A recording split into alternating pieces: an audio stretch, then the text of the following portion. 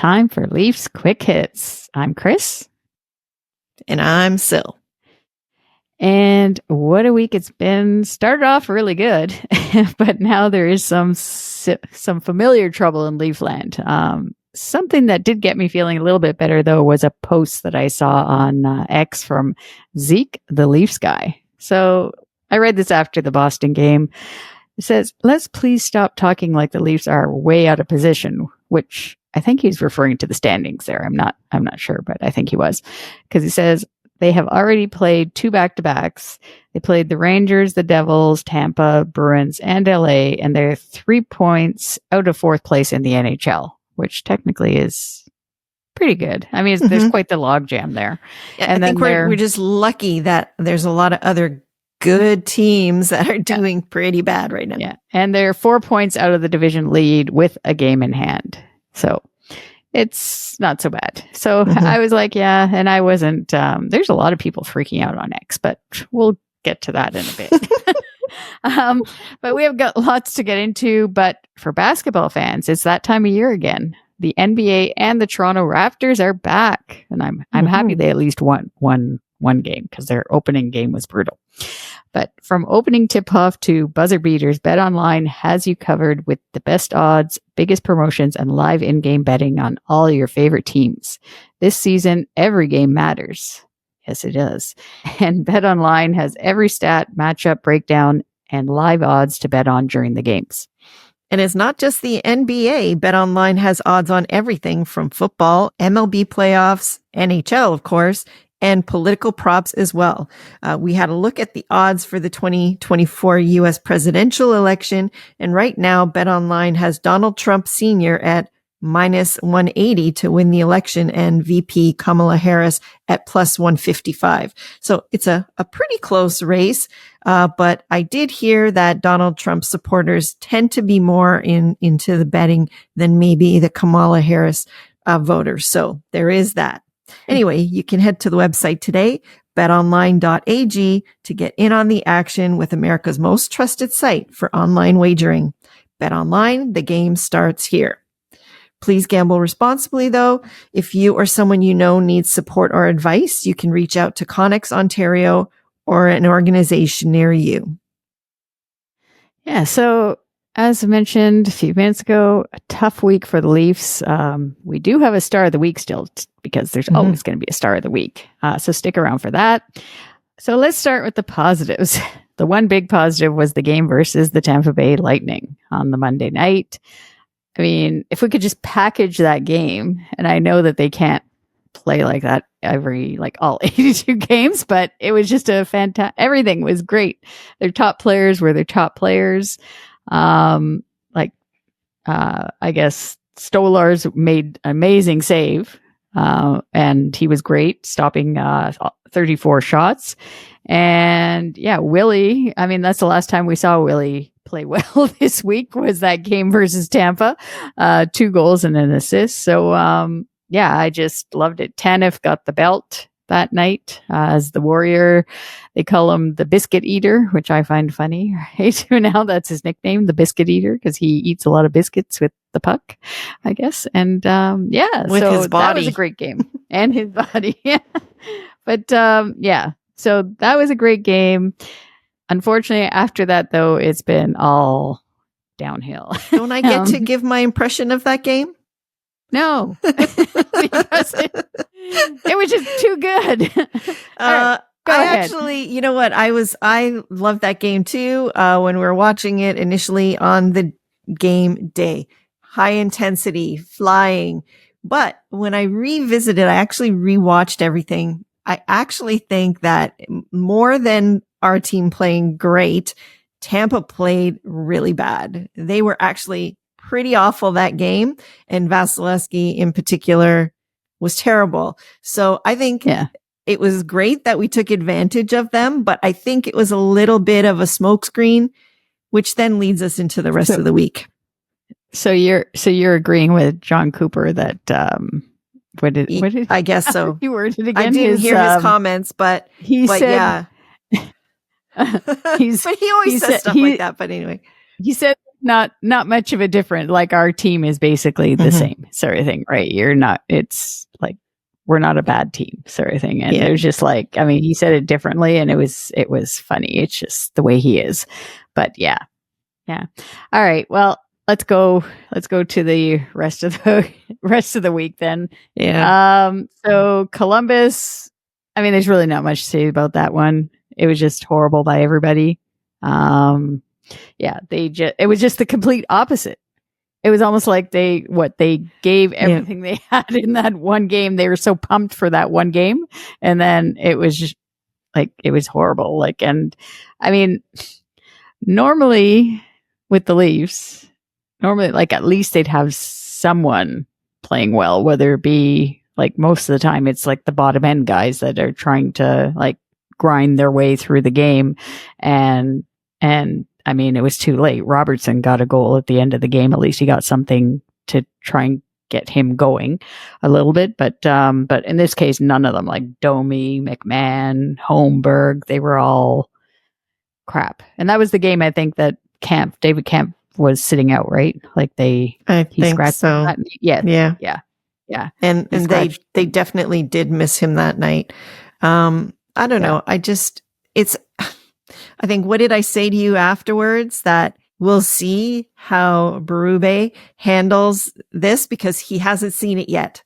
You know, when they come out with a great game and then they play a lesser light team that they're expected to beat and they lay an egg, and that's their traditional, way of doing things, but he hasn't experienced it yet. So I said to you, let's see how he handles that because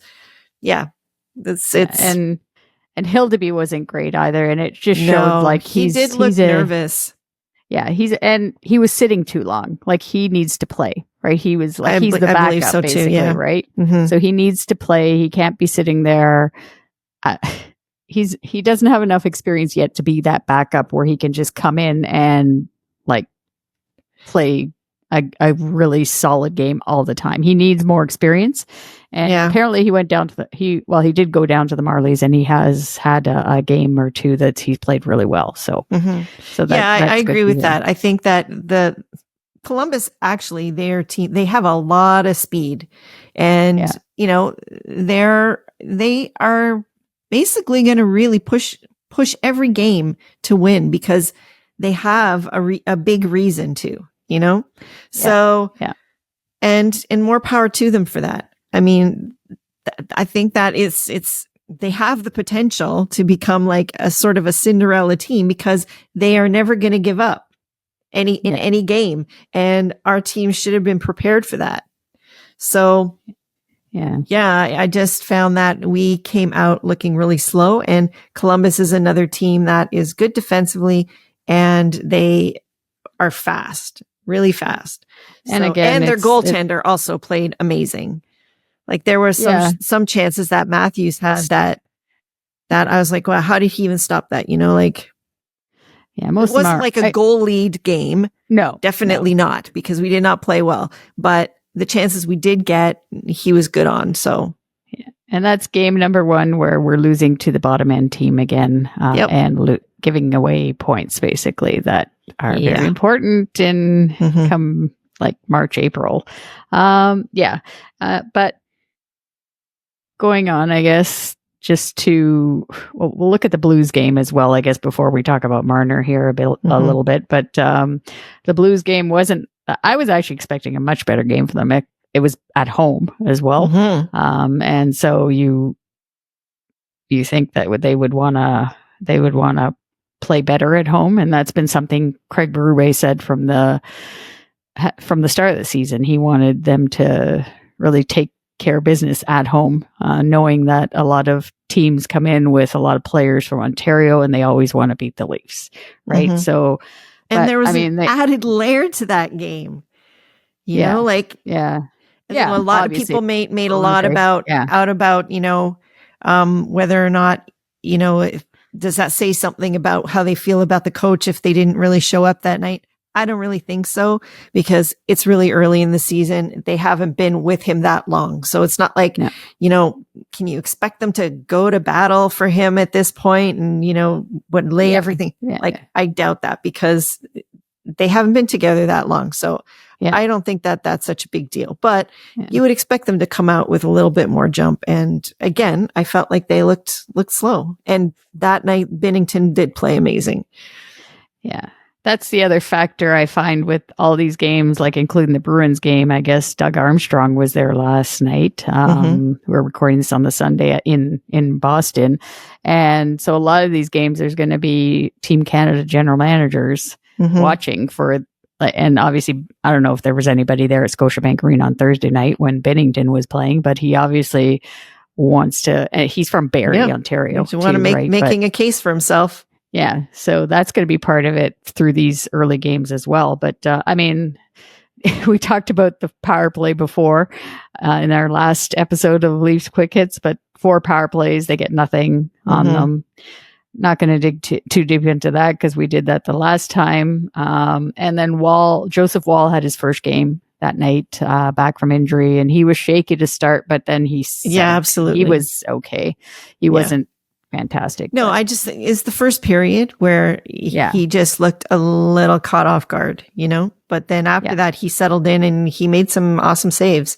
So yeah. But just want to talk a little bit about Mitch Marner here because it's almost like on social media, and I know I have to take it with a grain of salt, or you do, because I really haven't been following that and I haven't heard the rhetoric that much. So, oh God, it's just like right after those 2 games, even after the first game versus Columbus, but definitely after the Blues, it's basically all Mitch Marner's fault on X. And but it wasn't it was actually Austin's fault if you really want to look at it, and he made that really bad play in the corner. But I mean, come on. So it's like funny to me. And he has the most points on the team. I know. I don't know if it's still now, but at that point, yes. Yes, it is. He has 11 He has 10 assists. 10. He has 10 points now. He has 9 assists, a goal and 9 assists. I looked it up before we came on the show. Oh. So he's still on top. I saw 11 somewhere else, but anyways, go on. Anyway. But yeah, I mean, I don't know what they're complaining about. The guy played, Craig Berube, actually, I was just reading something. He actually said last night versus the Bruins, because he played over 26 minutes. He's like, I played him he admitted he played him too much last night, but he's like, the guy is so good on the penalty kill. Like, that's the thing. He plays him a lot on the penalty. Well, minutes on the penalty been in the kill. Box a little too much on top of everything. Yeah. And I mean, I thought he played great last night, versus not great, but really good against the Bruins. But I cannot see how you can blame the one guy and they're all saying, you got to switch Nylander up, put him up with Matthews and put Marner back with Tavares. And I'm like, but why? I'm thinking to myself, he's not playing that bad to say that he's the reason why he's the guy that's got to move down. And I mean, it's really, when it comes down to it, it's really the power play that's killing us, right? And I mean, Mitch, he has had a couple of wide open nets and Domi has had a wide open net as well on the power play, which Craig Berube noted yesterday after the Bruins game. But I mean, I thought he looked great last night versus the Bruins. He was flying actually, out there. The whole team looked pretty good too. So, it was a good game overall between 2 teams, frankly, that should be playing better, and they're both kind of struggling. I think that I know if people say it's still too early, even with the power play, they are trying to learn some new things with a new power play coach. What number of games do we need to get to before we switch it up? I guess is the question. The only thing that I saw on Hockey Night in Canada, it's like they need to mix it up a bit. They are too predictable, right? Yeah, they seem to be focused on a play. Let's just say Mark Savard introduces a new play or something for gaining the zone entry. And then they stick to that for every power play, or they do the stupid drop back pass. Mix it up a little bit to try and get into the zone. Don't always try the same thing. Yeah, I don't think they've been dropping it back as much. Not as much. They've gone to so far. Yeah. Yeah. But I thought that from what I heard, I thought that Frank Savard, Mark Savard was the guy that was like wanting them to be creative and just go out there and be themselves and do their thing, like, well, yeah, I didn't think he was the set play guy, like, so what's the deal? No, I know. I was thinking of that the last couple of games as well. It's like Mark Savard is the one that's supposed to come in and be this power play specialist. Is like, well, I mean, I don't see anything especially different from what Guy Boucher had last year so far. I mean, they're still playing the same guys, but on like the top guys on the top unit. Whereas I do think eventually I do agree, like with most of the people on social media, they should at least try and change it up a little bit while it's sputtering here. What do you think of the idea of them switching it up, not to, switch it up permanently, but to put them with other people so that they get out of their patterns for a while. And then when they go back together, hopefully they'll just be fresher and will not be as ingrained. Like I think that's basically what they need to do. Just shake it up a little bit so that they are not with the same people and they can't do all the same things all the time. Because I agree with that. They've been playing together for so long and they get all the reps pretty much. Yeah. For the last 8 years. Right. Yeah. So how different can they, like, it is ingrained in these guys now. Right. So that's going to be really especially tough now, habits to break. Yeah. I guess recent history, like, I mean, it's going back to February last year that it's been, the power play has been tanking, and these are the players that have been playing it all the time. So, I mean, why not just switch it up for a few games, right? And see what that brings, right? And then put it back again. I don't know. It's not going to happen because at least for a little bit still, because Craig Berube, from what he said after last night's game, like he said that they are getting the looks, they're just not scoring, and they got to be patient, right? Yeah, that's what he's been saying the last couple of games. I see the rationale with that because you don't want too many knee-jerk reactions, and Keefe tended to, he never waited. He was really impatient with that kind of stuff, and he would make changes and, changes on the fly all the time. And, maybe they need to stick with it for a little bit longer just to see if they finally start getting something going with it. And then if they do, then probably we're going to be smooth sailing for a while. Yeah. So, and this whole idea though about Mitch Marner, like switching him, that he's the problem, and putting him down and putting Nylander up with Matthews. Like I don't think. No. I mean, I've from the start from when they were rookies, I have always liked Nylander and Matthews together. But I mean, there's no doubt that they have a chemistry with Marner and Matthews like this, and I don't see a problem right now to say that Marner is a problem up there. One thing there, you mentioned it too. They are looking slow out there. So they are not playing with speed. So I don't know how long it's going to take for them to, get down what they need to get down so that they can start doing it faster. But yeah, I find they're still looking slow. So I agree with you. And that's definitely a problem on the power play because they're not executing.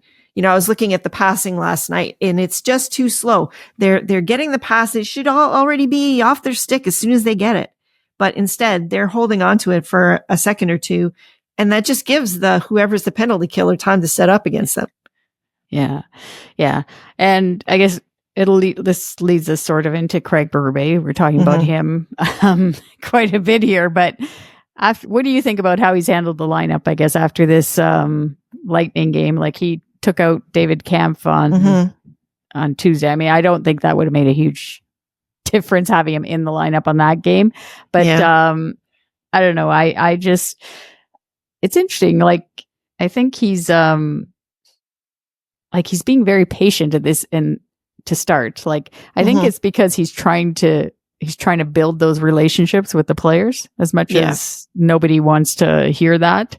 But I think that's part of it. He doesn't know these players, right, very well, except for from the summertime discussions, meeting Mitch for coffee in that Etobicoke coffee shop. And so he needs to build that between them before he can I guess to lead into being the motivational coach that he is, right? Like that's what he is. And I don't know, but what do you think with how he's handled like even the D pairings, like switching up things a little bit there? I kind of think that, and I think we talked about this a little bit before we started the show, that I think Tanev, after taking that shot off his leg in the Rangers game, I don't think he's 100% from that. I think he looked better last night, but watching the games back, the highlights from the other games after that, he was not looking like he was moving that well. Like he looked like he was struggling, like just not as good, not as steady on his feet as usual, not getting into the plays as quickly as he has been. He just looked a little unsteady to me. I could be wrong about that. But I wonder if that is why he did a little switching up between moving OEL up with Reilly and Tanev back with McCabe. In theory, that should be a good combination, real shutdown type pair. But I just not sure I'm liking the OEL Reilly combination that well.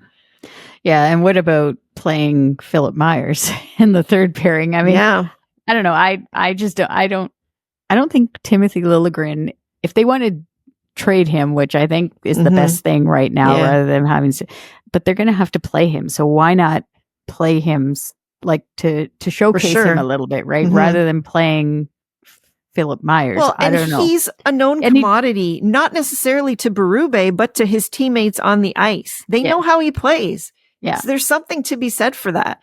Yeah. He played pretty good. Wasn't it at the LA game? I don't know. I didn't find him that I thought he played fine. Like there was nothing wrong with the way he played that in that game. And I know they want more physicality and stuff, but I mean, I don't know. Like to me, Timmins has been all right also. Yeah. So all of those guys that they're moving in and out they're interchangeable, and none of them are, so much better than Liljegren, in my opinion. No. Yeah. That's what it comes down to basically is that Timmins, Myers, Liljegren. The only thing they have on him is they're bigger. Yeah. That's it. But I don't see like Timmins isn't crashing and banging out there. So no, that's not his style. No. Anyways, he's more of a puck mover. He's never been the physical dominant, getting people's faces, defenseman. Yeah. Right. That's probably why he and Benoit actually worked pretty well together, because, Benny is more of that crash and get in the guy's face type of guy. So, but yeah, Philip Myers, I don't know. Yeah. He's all right. We should actually congratulate, since we're talking about the defense, Morgan Reilly, though, for playing 800 games. And getting a goal, too. So that was nice that he scored that goal. Too bad they couldn't keep it. They let keep the lead there just a few minutes later, then Boston scores 2 goals, right? 35 seconds apart. It's just like that. See, that's the kind of thing that, I don't know. I just can't stand it, especially versus the Bruins. But yeah. All right. Well, let's move on. A different kind of, this is Leafs quick hits, but then we did mention a little bit that there is the Four Nations face-off. So, what did you think of the jerseys? Did you like the jersey? I liked it, except for the color. I found it a little tomato soupy to me. Yeah, that's what I thought too. I didn't like the red. I loved the logo and I liked it, but I just felt like I wanted a red that had a little bit more depth. Not necessarily darker, but just richer, if you get my drift. It just looked like tomato soup, when you add the milk to it and it gets a little bit creamier looking. Yeah. That's what it reminded me of. So I don't know. I guess we'll see how it looks on the ice, but that was my kind of impression. But initially when I looked at it, I was like, I like it. Yeah, I didn't mind. Like you said, it was just the color of the red that I just wasn't. And then the one, funny, a lot of people like the Swedish one, which I mean, it's their traditional jersey that they always wear. There's nothing different with it. Yeah, I actually liked the US one the best. I liked it. I like it. I mean, it was very plain sort of, but maybe that's the way all of them were really basic looking to me, like nothing too fancy. I mean, the Finnish one also looks like probably every other jersey they've ever worn, same colors and everything, which I mean, that's what you expect. But I guess the blue on the, I'm just looking at it now. The blue is darker. It's like navy on the Swedish one. Whereas normally it's darker. That's normally a little bit more of a royal blue. Yeah, that's true. Instead of royal blue. But no, I don't know. Maybe it's because Austin is wearing it. I don't know. And then I'm like, maybe I like the. It does look good on him. Yeah, but I hope to not see it too clearly on a lot of highlights. Yeah. That's all. Yeah, but the red on Sid here is, I don't know. Anyways, whatever. Looks sharp on him though. Yeah. Yeah, they all look good in it. All right. Well, let's get into our star of the week. It's still star of the week. Yeah. she convinced me because I went with Benoit, and I still think he's been playing good the less, even though I do think he needs some sleep, like Sil was saying from the new maybe dad and everything. But so who's our star of the week? But our actual star of the week, as chosen by moi for this Leafs Quick Hits episode, is Matthew Knies. So, I mean, how could you not go with him? With 4 goals in the past 5 games, averaging just over 16 minutes of ice time, Nyes continues to show improvements in his game. He is getting into the dirty areas and being in the right spot and capitalizing on his scoring opportunities. And he is 5th in the team stats for hits also. Yeah. He's getting his body in there everywhere. He's just so noticeable. The only thing I'm worried about that I keep hearing about is that he's asking for like $7.5 million, I think, over for then if that's the case, then they need to just nip that in the bud and lock it up, because it's not going to get less. No, yeah. Is it going to get less than that? No. I don't know. No, but we'll see. So, yeah. But the longer the wait, the worse it's going to be when it comes to the salary cap and everything. So but no, if we had, he's definitely worthy of being the star of the week, considering, I guess, all the crap games that they've played this week. And I mean, he's a part of that top line. He was also -3 in both of those games. But because their line was not good, horrible in certain moments. And it would help if he would be able to move to the power play. But hopefully that. I mean, eventually it might happen. You know, if they can't. I would say, okay, once they get to that American Thanksgiving point, if it's still crap like this, there is no way that they can continue on like that after that point. Oh no, you know, after like 20 games or a little bit more. Yeah, like they honestly are going to have to try something different. I would say another 5 games, like more 15 games. Well, that's what we would like to see. But tomorrow's that's not the 10-game mark versus Winnipeg. And then we're going into a juggernaut, you know, the only undefeated team in the league so far. But, you know, we've seen this song and dance from Winnipeg. This is 2 years in a row now that they've been, you know, hitting on all cylinders, only to fall apart in the second half. So we'll see what happens. I'm not necessarily a believer either with them. All right. So anyway, so it is October, as we've said. It's still early, but the Leafs will hit, like we said, the 10-game mark on Monday when they play the Winnipeg Jets. So then they're going to be coming back home on Halloween for a tilt versus the Kraken. So that's kind of fitting, you know, for a Halloween night with game. The whole, I don't know, whatever their Kraken symbol is. Well, that's a mythical sea creature. So that's a kind of Halloween-y. And then they're going to go back on the road again for another back-to-back. It seems like all of our back-to-backs, a lot of them are at the beginning of the season, which could be good for us down the road. Anyway, another back-to-back versus St. Louis Blues on Saturday night, and then the Minnesota Wild on Sunday. And that one, kids, is an earlier start, 6 p.m. So you don't want to miss any of the game by getting to your TV a little bit late. Yeah. And but, I don't know. It's like those, I guess this week is another big week. Basically, they gotta rack up some points here.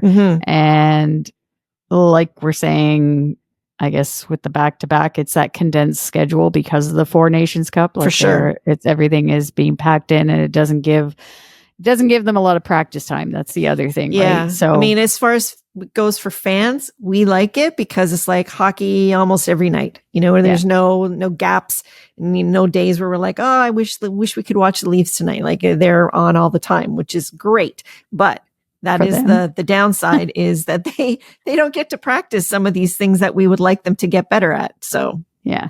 Anyway, we'll be back next week as well with another full-length episode of Ladies Talking Leafs. In the meantime, check out our Ko-fi page at kofi.com/LTL1917 to see some photos of the Leafs practice we went to earlier this month. And while visiting our Ko-fi page, please consider supporting our show by buying us a coffee. Any donation goes towards helping us produce the show and making it even better for you. You can find the link to our Ko-fi page on our show notes or in any of our social media profile pages. And we love hearing from our listeners. Please leave us a comment on YouTube or on our social media. Our handle is at LTL1917, and let us know your thoughts on the show or the Leafs. We love hearing and chatting with you on social media. So you can also listen to us on the Believe Network at believe.com. It's BLEAV.com. And be sure to hit that follow button wherever you listen to or watch our show, Apple, Spotify, YouTube, or your favorite app. And yeah, give us a rating if you can. 5-star, yay. and as always, we want to thank our healthcare workers and first responders for everything that they do. We thank you, as always, for listening and watching Ladies Talking Leafs presented by Bet Online. Till next time, go Leafs, go. Do you believe?